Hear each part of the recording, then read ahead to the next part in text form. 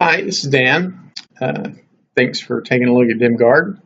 I was preparing an upcoming Dimgaard module, and I was doing something that I do a lot. If you followed the Dimgaard adventures, you'd recognize it, and that is I was adding attack riders to NPCs. And that's very often a mechanic that we add to NPCs. Most of the time, it's one of the optional modifications that a DM can add, which doesn't technically affect CR, but makes the creature more robust, makes for a more interesting encounter for more combat optimized PCs.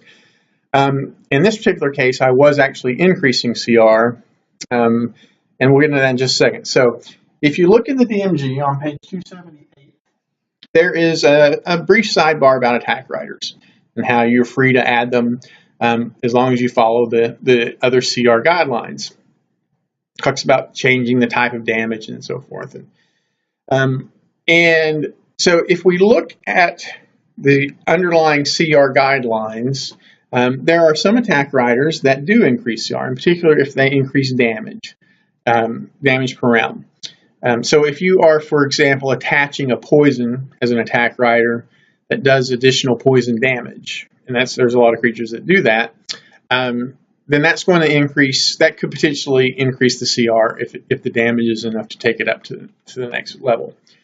But there are lots of creatures that have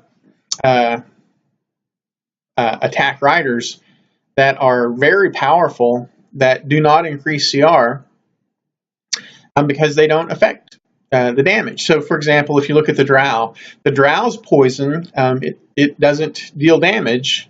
Drow poison doesn't. Now, the Drow Elite Warriors, he does additional poison damage that does infect CR. But if you just look at the underlying Drow poison, which is a DC 13, or you are poisoned and you fall unconscious, and then you look at reverse engineer the CR calculations, you find out that the Drow is not affected by that poison attachment to that attack rider on their melee attacks. Lots of creatures have a grapple and restrained attack rider, and restrained is a very debilitating condition, and many of those do not affect the CR. Most of those don't. So when we look then at what we're doing with CR and Dimgaard, a lot of times we will attach a rider that does not affect CR, primarily because it doesn't deal damage. And sometimes this is just a straight, every time maybe you have a particularly powerful attack, and every time it hits, there's a chance it could incapacitate someone for a round. Or we have a creature who has a reservoir of poison, and just every time they hit, their bite could poison without doing damage, which is, a hard condition poisoned is. Or maybe we have a creature that has a blinding attack. Maybe they can somehow affect the eyes. Sometimes this may be a bonus action. Like you might have a fighter that every round is a bonus action. He can try to throw dust in your eyes to blind you until you take an action to clear the dirt out of your eyes. Those type of riders do not deal damage, and they don't affect the CR. Now, in the particular case I'm using here, what I've got some thugs, CR 1/2, and they are followers of Foltus. And I'm wanting to take them up for encounter structure reasons, I want them to be CR1. So I'm looking at them saying, well, Foltus, it makes sense that his followers would be granted the ability to do some extra radiant damage. But it's not something they would do on I guess they could do it on every attack. But in this case, it's just one attack. It's like a one-time divine smite that paladins get for these thugs.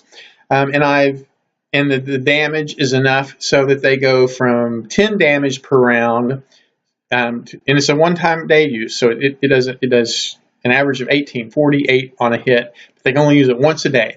So over 3 rounds, that's going to be 6 damage per round, and it's going to take them from 10 average damage per round to 16 average damage per round which increases their offensive CR by 1.